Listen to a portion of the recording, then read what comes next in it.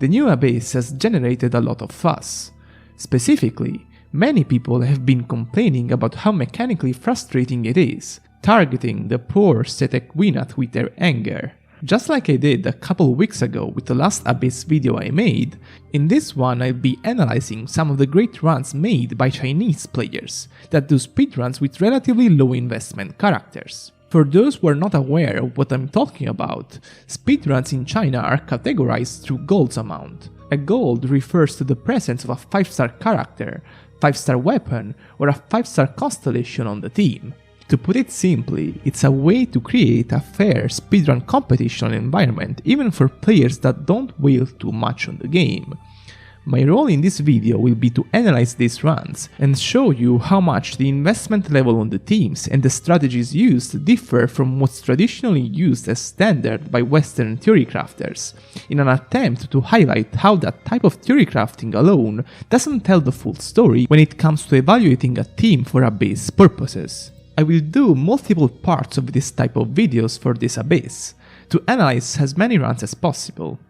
The first run I'll analyze is a very interesting Ganyu Burning Melt composition in the second side. I say it's interesting because it's only using Bennett as a Pyro applier on the team. While his Pyro application is normally enough to maintain good burning uptime for Ganyu, things become a bit different when you include her elemental burst in the equation, which adds extra cryo application and melts to the picture, especially in AoE.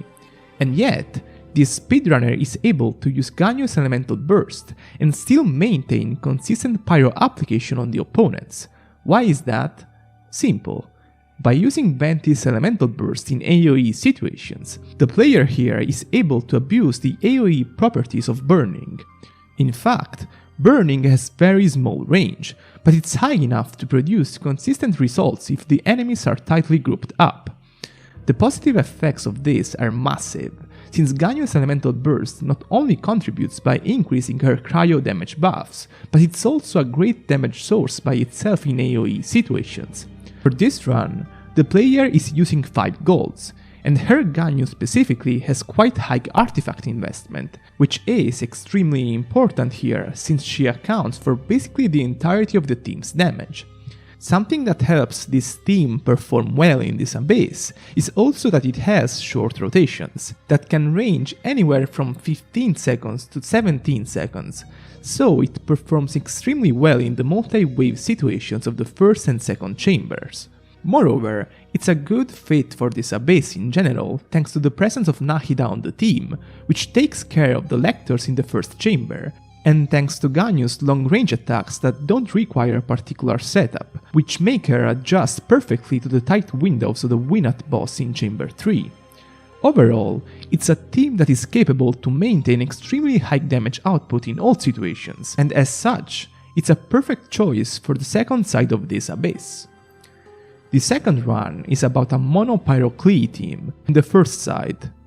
Pyro is a strong element for this side this time around, as both in Chamber 1 and 3 you'll find annoying cryo barriers, which will be easy to overcome if you have 1 or 2 consistent Pyro appliers on the team. Regardless, this Klee composition is quite strong in general.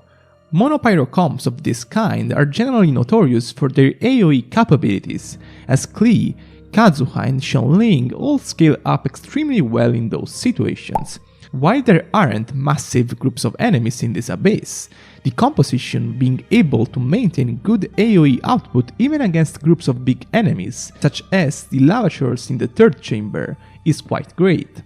Outside of that, the composition is also able to produce quite high single target output, specifically thanks to a high artifact investment Klee, who's also using the Widsit, whose effects become incredibly powerful in scenarios where you can finish a stage in just 1 or 2 rotations. Overall, a good and reliable composition, which pulled off one of the fastest runs for this type of investment in this Abyss. The third run I'll analyze is a 9 golds Ayaka Fritz teams for the second side. Don't let the golds amount scare you, since several of the golds on the team are not needed.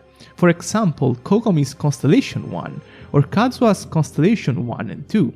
Specifically for Kazuha, while his constellations are generally good, Elemental Mastery based support isn't helpful on a Freed's team, and on this speedrun he even ends up using his burst just 2 times throughout the whole run. So overall, this can realistically be considered a 6 golds run, as Ayaka and Shenhe are both equipping a 5-star weapon. Naturally, this Ayaka Freed's comp performs exceptionally well in the first 2 chambers, which include opponents that can all be grouped up and frozen reliably, so Ayaka's burst can work at full power. In fact, a single cast of the burst was enough to kill any wave here, with the exception of the lectors due to their shield phase, which was still easy to overcome as Freeds depleted their gauge quickly. What might be surprising, however, is the team's performance in the Winat room. In fact, while one might think Ayaka performs worse than others against bosses, this isn't necessarily the case against an enemy like the Winat, which puts a handicap on most sustained damage teams due to the small damage windows he allows. In this scenario, Ayaka's front-loaded damage is amazing, as it allows her to deal most of the rotation damage in 2 windows, and reliably take the Winat down. This isn't even an extremely high investment team, as Ayaka's artifacts, for example, are just slightly above average, but it still manages to perform greatly in this abyss, thanks to how well its rotations fit in every chamber. The 4th run is about a traditional Childe international team for the first side. Just like the Klee team I've shown before, this type of composition excels in AoE scenarios. But this Childe specifically adds an element which makes the teams faster, namely his incredible front-loaded elemental burst nuke, which can deal more than 350,000 damage and clear a wave or a phase instantly. This makes the composition save time in chamber 1 and 3 specifically, as it allows Xianling's burst to have longer uptime against the enemies with cryo shields. On this matter, Kazuha's elemental burst is used just against cryo shields for extra pyro application, probably because the player realized that in this specific abyss, its damage output wasn't high enough to justify its cast time. Speaking about Childe again, this should show people that in International is not simply getting carried by Xianling as many believe. The speedrunner is specifically aiming for high burst damage in this run, as the Childe is holding the 2 pieces Noblesse artifact set and Aqua Simulacra. Since the latter has very high crit damage value, and you can just reset the room until you get the crits you need from Childe's burst here, its value is maximized. The 5th run is about the first side again, and this time it's a Wanderer hyper team.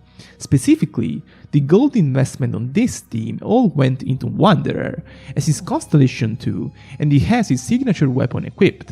However, the Constellations part specifically isn't relevant, as the speedrunner here never makes use of the powered up version of the elemental burst, but rather uses it at the start of Wanderer's damage rotation most of the time.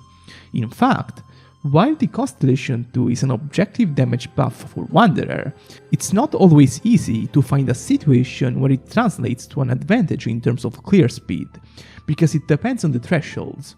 Using it at the start of the rotation helps Wanderer maximize the impact of the burst damage, and it's also more effective frames-wise, since it can cancel part of its animation by using his elemental skill right after.